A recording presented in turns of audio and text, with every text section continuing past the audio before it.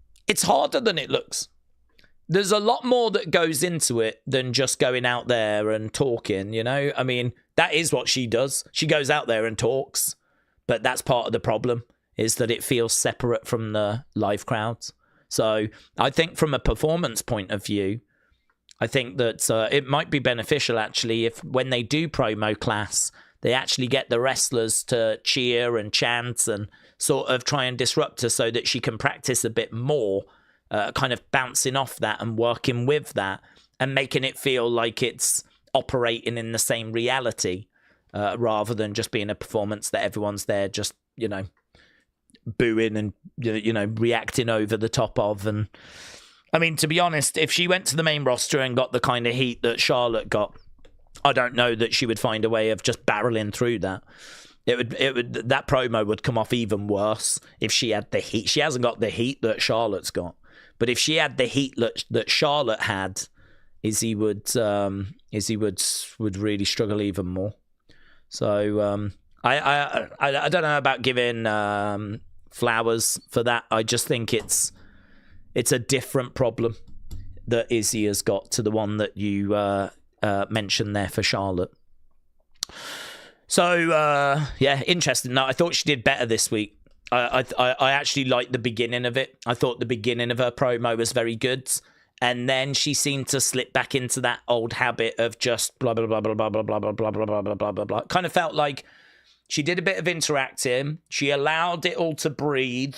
She expressed it, I thought, very well, delivered it well. Everything was going pretty well.